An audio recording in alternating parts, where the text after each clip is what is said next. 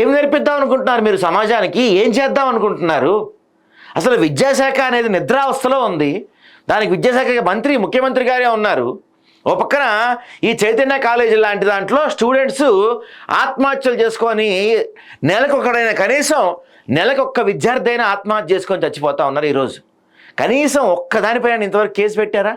ఒక్క చైతన్య కాలేజీ మీరు సీజ్ చేయగలిగారా? ఒక్కళ్ళపైన చర్యలు తీసుకోగలిగారా? ఈ విధంగా పిల్లల్ని క్లాసుల్లో సావగొడతా ఉంటే, మిగతా పిల్లల ముందు చంపుతూ ఉంటే, వాళ్ళని చచ్చేలా కొడతా ఉంటే, ఆ అవమానంతో కావచ్చు, లేకపోతే ఈడు కొట్టే కొట్టుడికి తగలరాని చోట ఆ పిల్లడికి తగిలి ఏమన్నా ప్రాణం పోతే ఏంటి పరిస్థితి? కాలేజీలో ఈ కాలేజ్ అంటే వాళ్ళ వయసు ఎంత ఉంటుందండి? ఆ వయసులో తల్లిదండ్రులు కొడితేనే పిల్లలు అవమానంగా ఫీల్ అవుతారు. అలాంటిది మిగతా క్లాసులో మిగతా విద్యార్థులందరి ముందు అలా కొడుతుంటే ఆ పిల్లడు ఎంత అవమానం ఫీల్ అవుతాడు?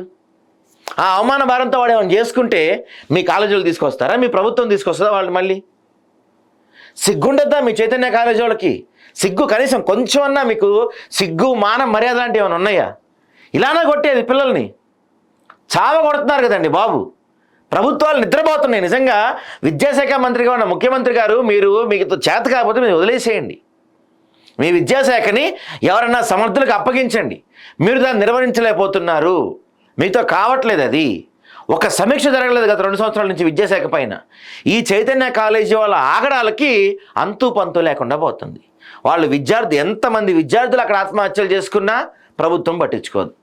ఎంతమంది విద్యార్థులను వీళ్ళు చావగొడుతున్నా ప్రభుత్వం పట్టించుకోదు. ఒక చిన్న కాలేజీలో ఎక్కడ పడితే అక్కడ రూఫ్ గార్డెన్లో ఎక్కడ పడితే అక్కడ రూఫ్లో కావచ్చు, అపార్ట్మెంట్లో కావచ్చు, చిన్న చిన్న చోట ఎక్కడ పడితే అక్కడ వీళ్ళు కాలేజీ రన్ చేస్తుంటే మీరు పట్టించుకోవట్లేదు. అసలు చూస్తలేదు.